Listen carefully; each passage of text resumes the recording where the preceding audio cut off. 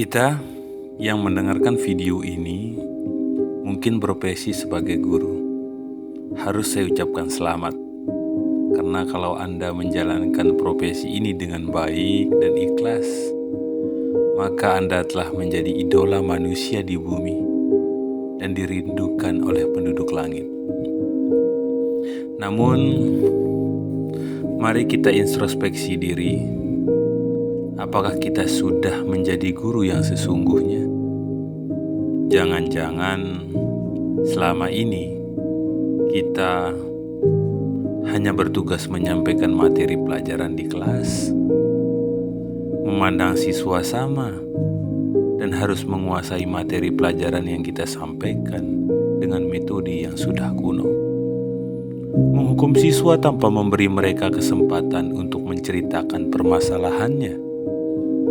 Sering membanding-bandingkan kemampuan siswa, sering mengucapkan kata-kata bodoh. Kepribadian kita tidak menunjukkan seorang guru yang harus digugu dan ditiru. Atau bahkan selama ini kita mungkin jarang senyum dan ngobrol santai di luar kelas bersama mereka, bercerita pengalaman-pengalaman di luar sana tentang hal-hal kebahagiaan dan kesedihan bersama mereka. Mereka merasa tidak dekat mungkin dengan kita. Mungkin juga kita tak tahu siswa mana yang jago sepak bola, bermusik, bela diri, dan hobi-hobi lainnya.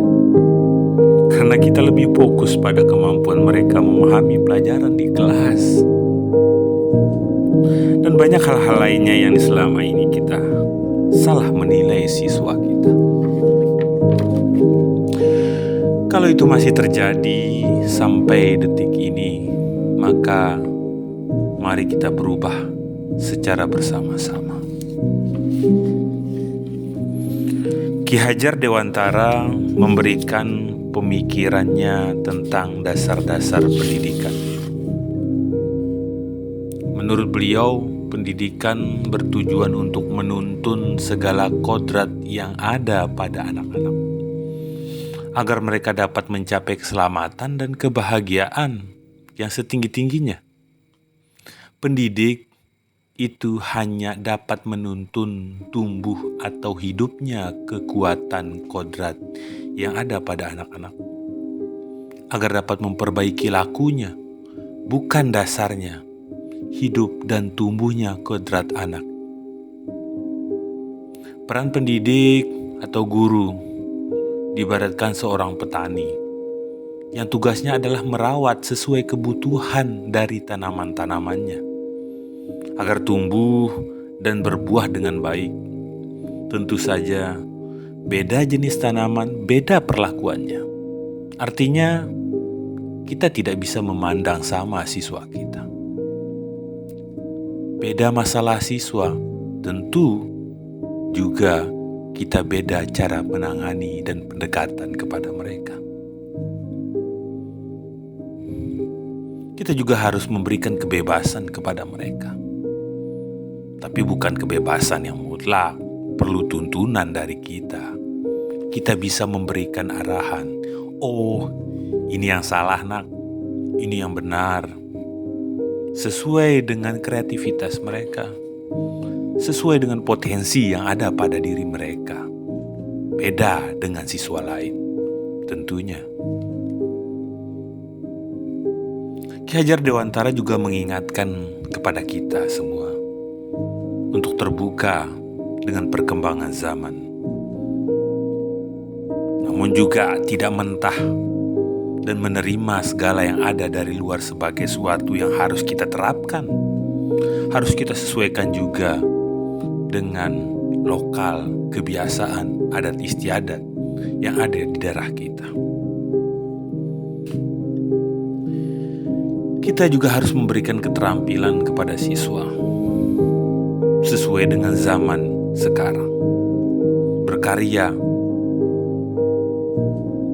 sesuai dengan kebutuhan abad 21 ini. Namun tetap kepribadian itu yang harus dipegang. Boleh menguasai semua teknologi, semua ilmu, tetapi tetap baik dalam budinya, tetap menjadi rendah hati, tetap santun, tidak boleh sombong, dan tentu juga ingat jasa pengabdian dari orang tua dan orang-orang yang sekitar yang berpengaruh kepada kehidupan mereka. Dalam pembelajaran di kelas, kita juga harus memperhatikan kuadrat anak tersebut. Anak-anak suka bermain. Lihatlah ketika anak-anak sedang bermain, pasti yang mereka rasakan adalah kegembiraan. Dan itu membuat suatu kesan yang membekas di hati dan di pikiran mereka. Hendaknya kita sebagai guru harus memasukkan unsur-unsur permainan dalam pembelajaran agar siswa senang dan tidak mudah bosan. Apalagi menggunakan permainan-permainan tradisional yang ada untuk menyampaikan pembelajaran dan juga melestarikan kebudayaan. Gak usah terlalu serius. Biar mereka mengembangkan ide mereka, kemauan mereka yang tentu harus kita juga lihat apakah kemauan dan kemampuan mereka mencerminkan seorang siswa yang baik. Kita yang menuntun mereka.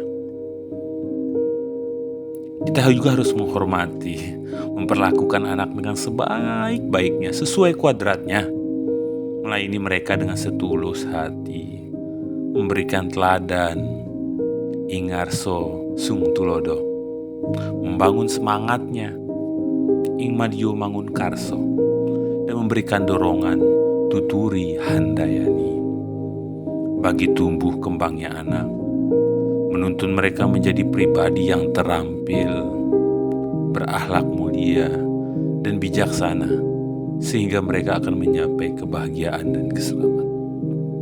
Guru ya pasti cerdas lah, melihat potensi itu dari siswa, melihat kelebihan-kelebihan dari siswa mereka, melihat potensi-potensi kesalahan atau bahkan ketidakbaikan yang ada pada mereka. Tentu guru yang baik itu punya alarm pada diri mereka dan cepat ingatkan mereka.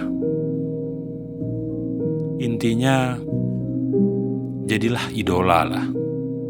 Ya, guru harus jadi idola. Sehingga apapun masalah siswa, kalau siswa itu dekat dengan gurunya, menjadikan mereka idola, semua permasalahannya akan disampaikan kepada guru. Entah itu masalah masa depan mereka, masalah mereka di rumah. Kalau itu sudah tersampaikan dan mendiskusikan dengan seorang guru, selamat. Anda adalah guru yang dirindukan oleh penduduk di bumi dan juga dirindukan oleh penduduk di langit. Demikian, semoga kita semua menjadi guru-guru yang diidolakan oleh siswa-siswa kita. Terima kasih.